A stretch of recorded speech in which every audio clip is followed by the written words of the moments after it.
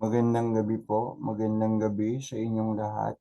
Ngayon po ay October 3, 2024. October 3 is Thursday, araw po ng Huwebes ngayon. Ah, Tuloy tayo sa ating pag-aaral sa mga salita ng Diyos. At ang pag-aaralan po nating gabi ay ang Ebanghelyo para sa araw ng bukas, October 4, 2024. Bago tayo po magsimula ng ating pag-aaral, inaanyayahan ko puli kayo na samahan ako sa ating panimulang panalangin. Sa ngalan ng Ama, ng Anak, ng Espiritu Santo. Amen. Halina, Espiritu Santo, punuin mo ang puso ng mga sumasampalataya sa iyo at kapag-alabin mo sa amin ng apoy ng iyong pag-ibig. Isugo mo ang iyong espiritu at upang kaming lahat ay muling magbabalik loob at mababago mo ang larawan ng mundo.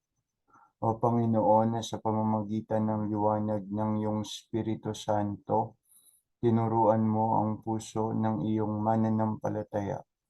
Naway sa pamamagitan din ng Espiritu Santo, kami manatiling mulat sa katotohanan at laging nagagalak sa iyong pagkalinga sa pamamagitan ni Kristong aming Panginoon. Amen. Sa ngalan ng Ama, ng Anak, ng Espiritu Santo. Amen. Maraming salamat po sa inyong pakikiisa sa ating panimulang panalangin. Tuloy na po tayo. Tulad ng nasabi, ang pag-aaralan po natin ay ang Ebanghelyo para sa araw ng bukas na gagamitin natin sa ating mga Katolikong simbahan sa mga misa bukas. Share screen po ako. Ano ang Ebanghelyo para bukas? Wait lang po.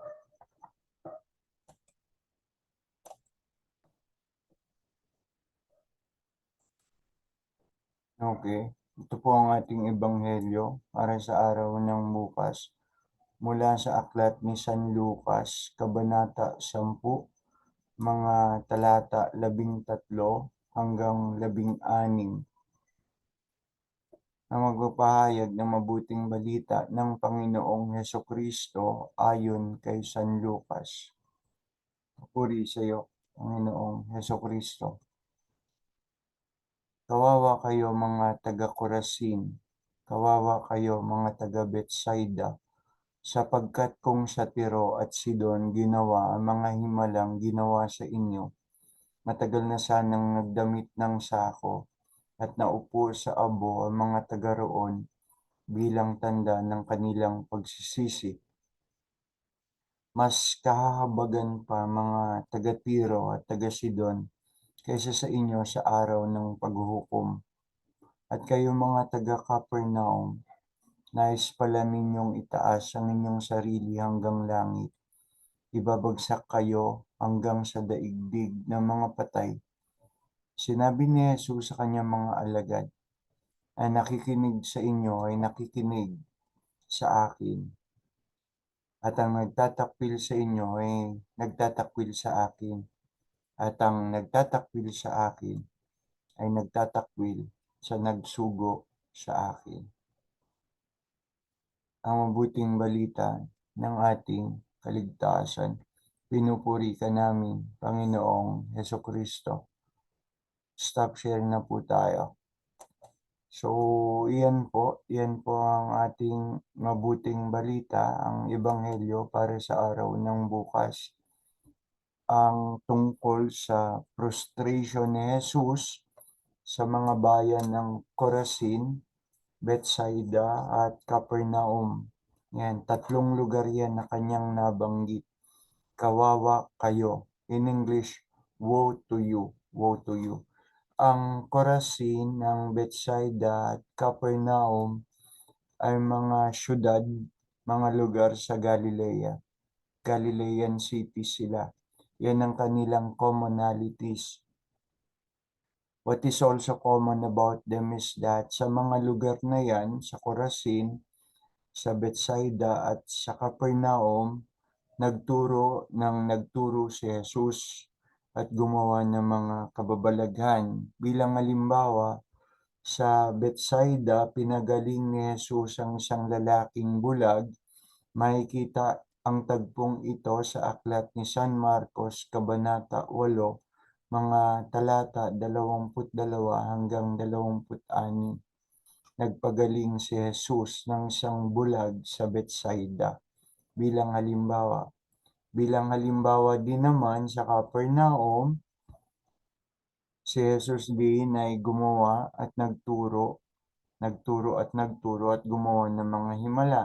So, yung Chorazin, yung Bethsaida, commonalities, what is similar about them is that not not that they are only part of Galilee or they are Galilean cities.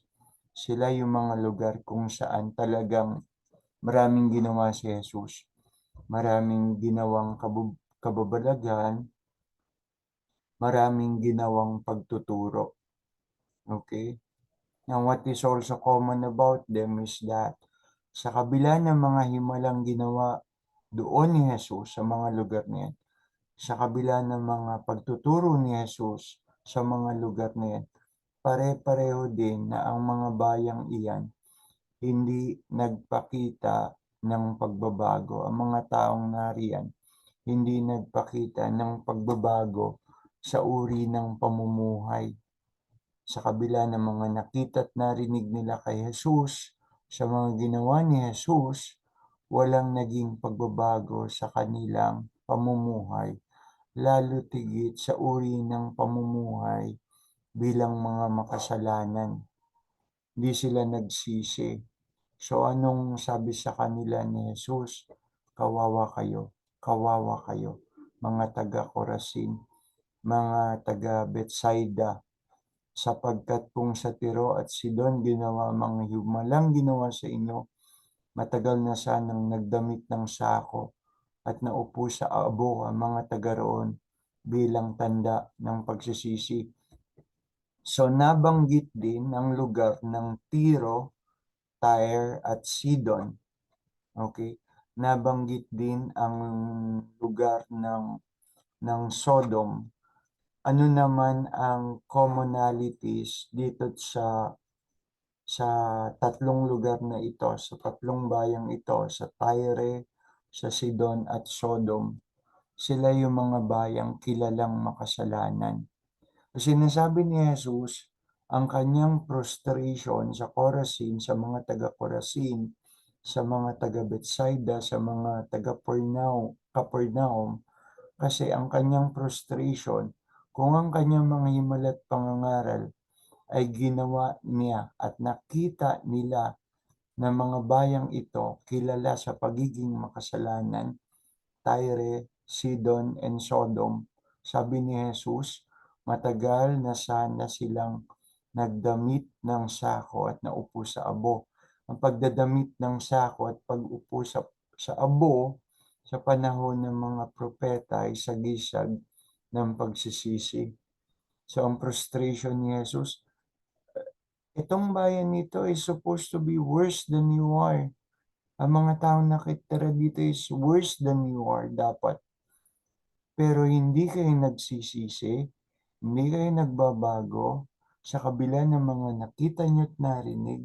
In other words, mas magiging mapalad pa sila sa panahon ng paghukom sapagkat kung sa kanila ginawa yung mga yan, ang mga himalang yan, ang mga turong yan, matagal na silang nagbago, matagal na silang nagsisi.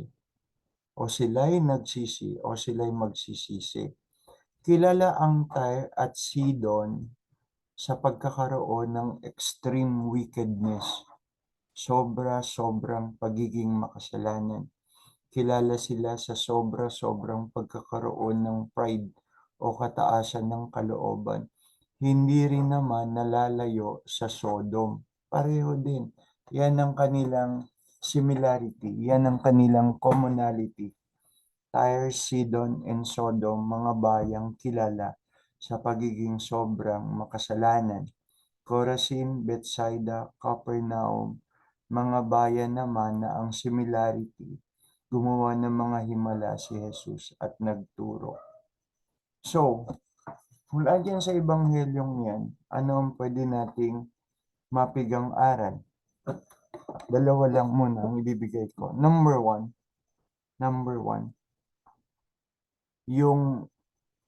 yung pagsisisi na inaasahan na magkaroon, okay, yung pagsisisi na inaasahan bilang tugon sa mga divine truths and revelation. The response to divine truths and revelation, the response is expected to have a change of heart, to have a change of mind, to have a change of lifestyle. Yung pagiging buhay makasalanan, ang inaasahan dapat maging response, pagbabago. So, nagturo si Jesus, ipinakilala niya, ipinakita niya sa kanyang mga turo, ito ang kalikasan ng Diyos. Mahal na mahal, kahit sa buhay niya, sa buhay ni Jesus, this is how much God loves you. That is a divine truth. This is how God loves you. Napako siya sa krus, naghirap at namatay, at muling nabuhay. That is divine revelations. So, yung mga divine truths, yung mga divine revelation na yan, expected response for us is to have what? A change of life. Magkaroon ng pagsisisi. Hindi naging ganun. Hindi naging ganun.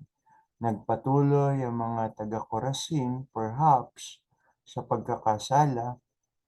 Nagpatuloy ang mga taga-Bethsaida at nagpatuloy ang mga taga-Capernaum. Wala naging pagbabago. In spite of all the miracles, in spite of all the divine truths and divine revelations revealed to them, wala naging pagbabago. So point 1, kapag ang Diyos ipinakikita niya sa atin kung gaano tayo kamahal, kung gaano niya tayo kamahal, at kung ano ang gusto niya mangyari sa buhay natin, magkaroon tayo ng kaligtasan, na tayo magkaroon ng pagbabago mula sa buhay makasalanan, magkaroon ng buhay na matuwid. Okay, yun ang dapat nating gawin. Yun ang dapat nating gawin. Relasyon sa kasalukuyang panahon. Ang mga makasalanan, ang mga nagkakasala sa kasalukuyang panahon, ang masama kung minsan hinahanapan pa ng katwiran ng kanilang kasalanan. Cite yon example. Yung magbabrowse ka sa social media, ewan ko nakita niya. Nakakita na ba kayo ng mga larawan ng kasal? Pero something is wrong with the kasal. What is wrong with it is yung ikinakasal, pareho ng kasarian. Parehong lalaki o parehong babae. Okay? Pareho ng kasarian. Alam niyo ang tawag sa kasalanan yon? Sodomy. Sodomy. Ang sodomy, kasalanan din pakikipagtalik ng tao sa hayop. Sodomy din yon. Mula dun yun sa termino mula yun dun sa term, tawag dun sa lugar nga na sobrang makasalanan ang Sodom. Ayokong makita niyo ko someone who is judgmental. I am not making judgment. Or being judgmental. Real talk lang po tayo. Nung lumabas yung mga picture na yun, na nakita ko, tinignan ko rin ang mga comment. Sabi ng isang comment, kasalanan po iyan. Kasalanan po iyan. Ang kasal ay para lamang sa lalaki at babae, hindi sa kapwa kasarian. Sumagot yung nag-post. Ang sagot nung nag-post, ano pong kasalanan? Tapos sumagot yung nagsabi na yun ay kasalanan. Sabi niya, kasalanan tulad ng ginawa ng Sodom at Gomora. May nag-comment na naman. Sabi naman ng comment, Kung sinong walang kasalanan siyang unang bumato. Pabayaan niyo sila hangga't sila'y masaya. Go lang. Nakita niyo? Nakita niyo? Kasalanan ba yun o hindi kasalanan? Kasalanan yon. You know what? Hindi yon pagiging mapanghusga or being judgmental. But that is the truth naman talaga. Ang kasal ay nilikha, ang lalaki iiwan ng kanyang magulang, ang kanyang ama't ina, at sasama sa kanyang asawa. Okay? Sa ibang salin, lalaki't babae. Lalaki't babae. Okay? Hindi pagiging mapanghusga or being judgmental. Kasalanan po talaga yon. Pagsasabi lang yun ng katotohanan. It's a truth. It's a divine truth na wag nating masama, hanapan pa ng palusot, hanapan pa ng pangangatwiran para tanggaping tama. You know what sabi, 'di ba? Ang sabi, for evil men to prosper is for good men to do and say nothing. Kaya daw namamayagpag at nagpapatuloy ang mga kasamaan ay dahil ang mga taong matuwid ay walang ginagawa o nagsasalita tungkol doon sa ginagawang kasalanan. Okay? May tinatawag din sa law, sabi sa law, accessory after the fact. Ano yung accessory? If you know something, you see something, you know something, and see something that is wrong, and you say nothing at all, wala kang sinabi, wala kang ginawa laban doon, you are accessory of the crime, accessory at that wrong. Bahagi ka ng pagkakamaling yun. So kung makakita halimbawa kasalanan, yung kasalanan tungkol sa pagpapahalaga sa buhay, di ba? Mali, masama ang abortion. Tapos, tapos, kalaunan mo, may mga tao pang nag-iisip na gumawa ng batas, okay? Na gumawa ng batas para gawing legal ang abortion. Okay? Tapos, what? Di tayo magsasalita tungkol doon. Kahit alam natin na ang tunay na may karapatan sa buhay ay Diyos. Ang tunay na may karapatan sa buhay ay Diyos. Bakit? Siya kasi ang lumikha ng buhay. Kahit ikaw sa sarili mo, kasalanan, patayin mo ang sarili mo. Kasalanan mag-suicide. Kahit ikaw sa sarili mo, walang karapatan para sa sarili mong buhay. Ang may karapatan talaga sa buhay mo ay Diyos.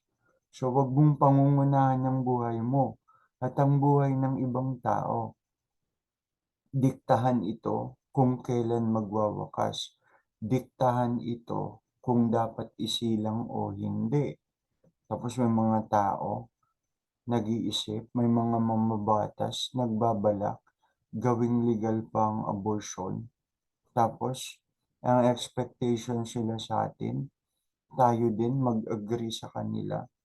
Kung tunay tayong Kristiyano, we know that, mali yun at kasalanan. So what? Magiging bahagi ba tayo ng kasalanan yon by saying nothing and by doing nothing? So number one, okay, yung mga divine truths, yung mga katotohanang banal na naririnig natin, nakita natin at nababasa natin sa mga itinuro't ginawa ni Jesus. Divine truths, divine revelations, what is expected of us is to make a repentance out of it. Okay? Yun na ang niloloob ng Diyos sa atin, magkaroon ng tuwid na pamumuhay. So again, sodomy is a sin. Pakikipagtalik, okay? Pakikipagtalik sa kapwa kasarian, pakikipagtalik sa hayop. Huwag tayong magbahagi ng kasalanan yon by doing nothing and saying nothing about it. Tapos may misrepresentation pa. Yung nagkakasal, nakasutana. Nakasutana ng pari. Pero hindi yun paring Katoliko. You know why? Kung bakit? Mali yung liturgical color ng kanyang sutana doon sa celebration. Kulay pula. Walang kulay pulang sutana na isinusuot ang paring Katoliko sa pagkakasal. Yan nangyayari.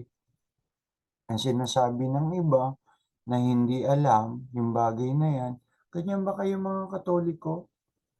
Alam niyong kasalanan yan, ginagawa niyo pa rin, ikinakasal niyo sila, kapwa kasarian, misguided, misrepresented. Tapos, lack of knowledge because of lack of knowledge. Tapos yung nagkakasal, nakasuta ng kulay pula, naka-skull cap ng pula. And you know, ano din naman ang ibig sabihin ng skull cap? Obispo nagsusuot nun.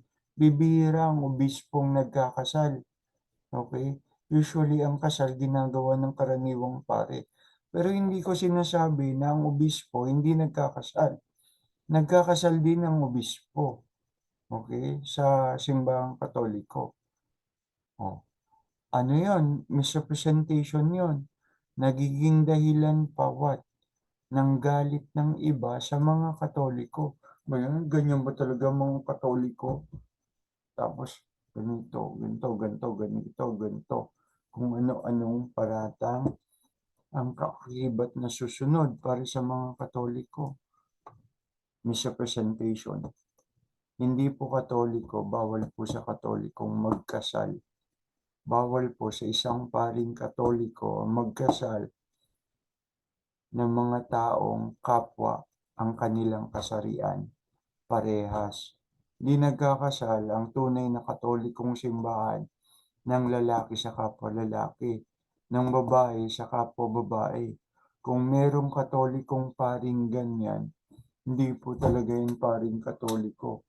At kung pari po yung Katoliko, i-report niyo po sa inyong diocese kung siya ay diocesan priest. Kung siya naman ay religious priest, i-report nyo sa kanilang religious superior. Wala po talagang ganun. So, nakarating tayo dyan. Sunod, number 2, ang kaalaman, ang karunungan, ang kaalaman, ang karunungan, bahagi niyan ang responsibilidad. May isang bahagi ng Ebanghelyo sinasabi, wag lahat kayo o wag maging marami sa inyo ang magkaroon ng kagustuhan maging guro. Okay, research nga natin. Research natin. Wait lang po. Wait lang po. I-research ko yun kung saang bahagi yun. Wag. Wait lang po.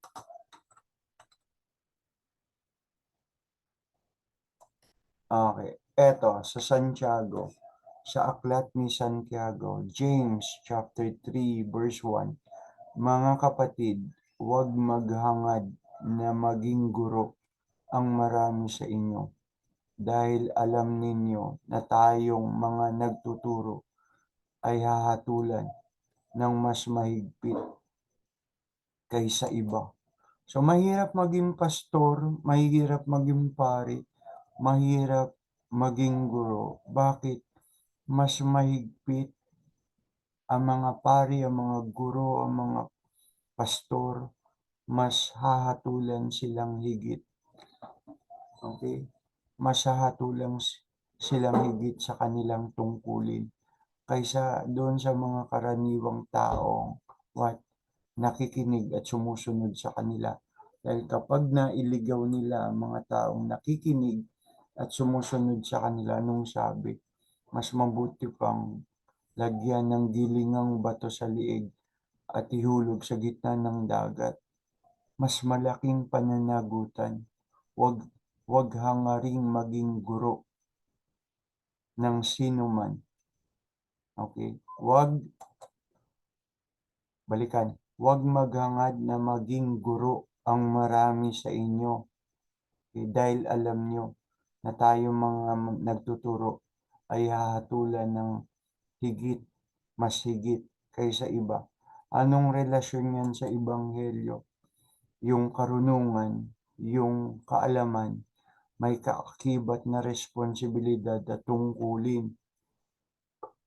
So ano yun? Anong relasyon yun sa ebanghelyo? Nagturo si Jesus, nagpahayag siya ng mga banal na katotohanan, nagpahayag siya ng mga banal na katotohanan, revelations, divine revelations. So what? Greater is the responsibility of those who listen. Yung mga nakikinig at nakita ng mga divine truths and revelation na yon, ang responsibility niya is what?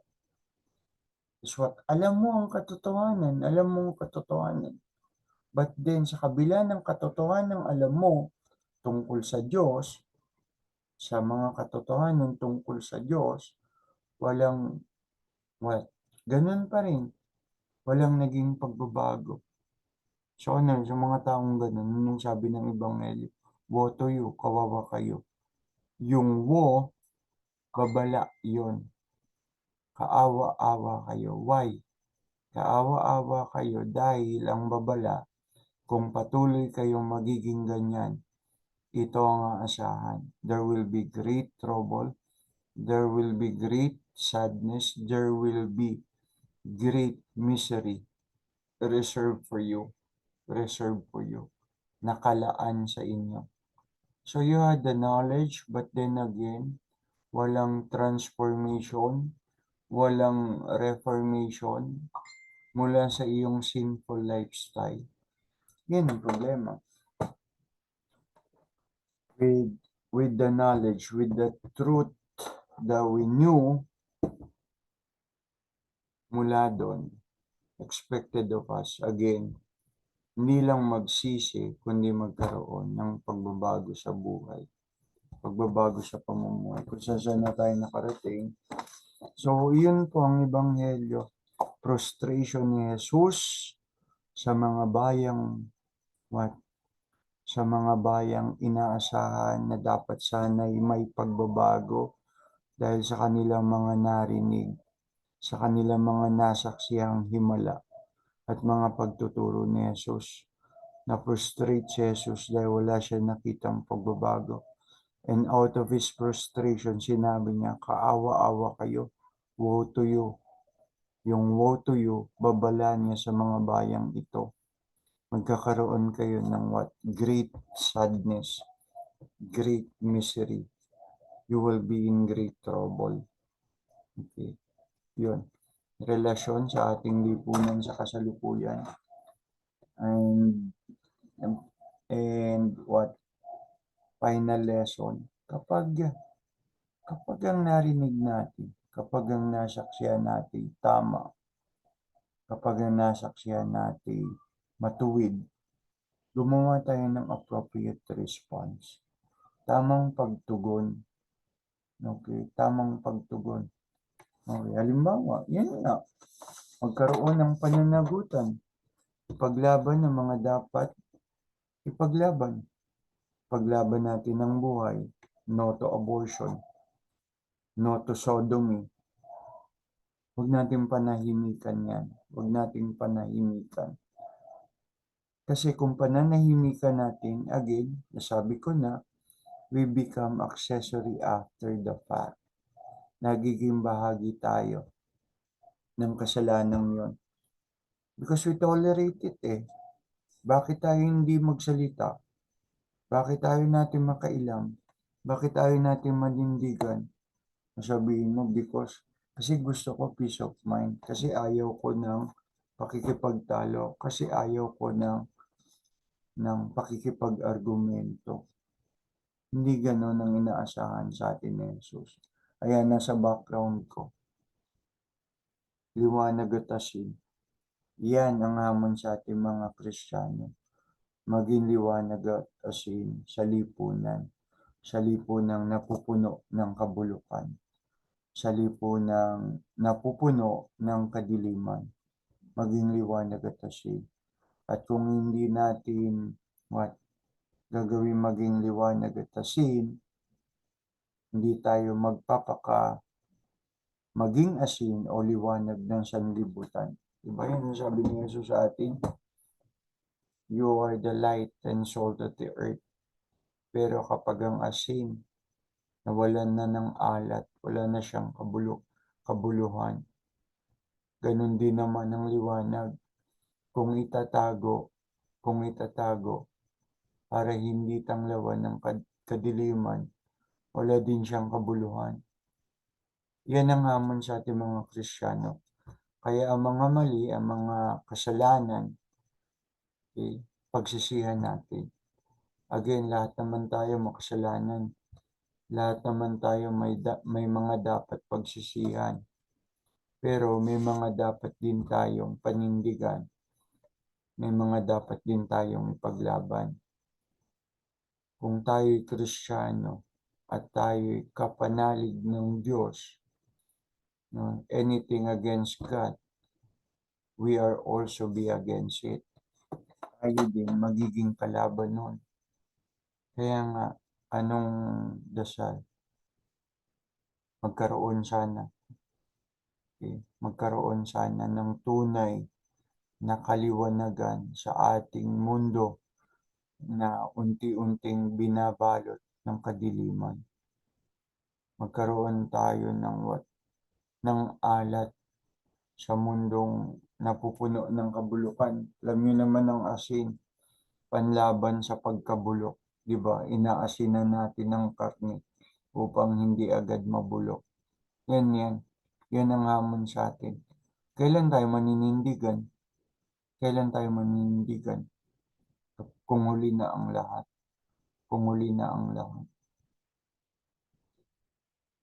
Meron tayong mga tungkulin bilang Kristiyano. Ang tungkulin na palaganapin ang liwanag.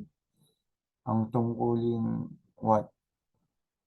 ikalat ang katotohanan. Isabog ang katotohanan. Hindi lang yan tungkulin ng mga pastor. Hindi lang yan tungkulin ng mga pari. Hindi lang yan tungkulin ng mga guro. Tungkulin yan ng bawat Kristiyano. Kaya yung sabihin, huwag maging guro sapagkat mas mahigpit ang ating magiging pananagutan. Tignan mo rin ang iyong pananagutan kahit di ka guro, kahit di ka pari, kahit di ka pastor. Anong pananagutan mo? Pananagutan mo ang pagiging tagasunod ni Kristo. At bilang tagasunod ni Kristo, ano mga inaasahan sa atin? Inaasahan sa atin na manandigan laban sa kasamaan. Yan ang inaasahan sa atin. Inaasahan sa atin na magsisi sa ating mga kasalanan. Again, lahat tayong kasalanan. Ang ginagawa kong ito ay hindi para ipakita, para sabihin na ako'y mas banal o matuwid sa iba. Okay? Ito lang po ay bahagi, parte ng pagbabayad puri ko sa Diyos. Marami akong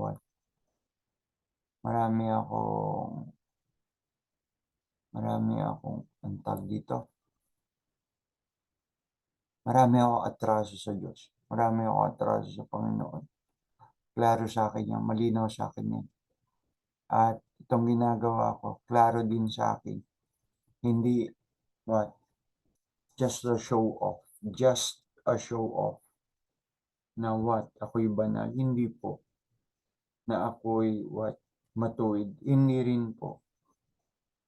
Again, bahagi lang ito, parte lang ito ng pagbabayad puri ko sa mga maraming kasalanan na naging atraso ko sa Diyos. Sana po maunawaan niyo ang ginagawa kong ito. Okay. At hamon ko rin sa inyo na kayo rin magsaliksik sa inyong sarili. Magkaroon kayo ng examination of conscience.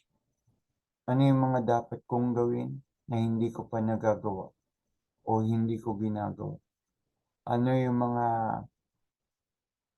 Ano yung mga hindi dapat gawin, okey, pero ginagawa ko pa rin. Importante lagi 'yan, the examination of conscience. Where are we now? Saan tayo nakatayo? Saan tayo naninindigan? Ano ang ating mga ipinaglalaban? Ano ang ating mga pinaninindigan? Magkaroon tayo ng magkaroon po tayo ng self-reflections tungkol diyan. Humaba na ng humaba, humaba ng humaba. Sana po again, maunawaan niyo ako sa ating ginagawang ito. Tayo po'y manalangin sa ngalan ng Ama, ng Anak, ng Espiritu Santo. Amen. Pinupuri ka namin, aming Diyos, na gumawa ng lahat ng bagay. Gumawa ng lahat ng nakikita at di nakikita. Ikaw ang aming pinararangalan. Ikaw ang aming pinupuri. Panginoon, patawarin mo kami sa mga panahong pinanahimikan namin. Wala kaming ginawa sa mga bagay na nasasaksihan namin kasalanan at mali. Naging tahimik kami, naging tahimik kami. Wala kaming ginawa sa mga bagay na ito na naging dahilan upang maging kabahagi din kami ng mga kasalanang ito. Patawarin mo kami, Panginoon. We become accessory after the fact of those sins na mga kasalanang iyon. Naging bahagi kami ng mga kasalanang iyon. Patawarin mo kami sa mga tungkuling iniatang mo sa aming balikat, sa mga tungkuling ipinagkatiwala mo sa amin na aming gawin. Ngunit di naman namin ginagawa ng buong husay, ng buong galing. Panginoon, kung ano man po ang aming magagawa bilang iyong mga alagad, alam naman namin na what, meron ka pa ring pagpapahalaga dito, maliit o malaki. Maraming salamat din po sa Panginoon sa opportunity, sa pagkakataon na makapaglingkod sa'yo. Serve you, serve you, Lord. Keep us safe from all harm. Tulungan mo kami, patnubayan mo kami, protektahan mo kami laban sa masama, laban sa kaaway. Hinihiling namin ito, Panginoon, sa pangalan ng aming Panginoong Hesukristo, aming Panginoon na tagapagligtas, iyong anak, aming Diyos amang lumikha sa lahat ng bagay, naghaharing kasama ng Espiritu. Amen. Sa ngalan mo ng Anak, ng Espiritu Santo. Amen. Magandang gabi po sa inyong lahat. Magandang gabi po. Maraming salamat po sa inyong pakikiisa sa ating pag-aaral ng Ebanghelyo. Hanggang sa muli po. Paalam.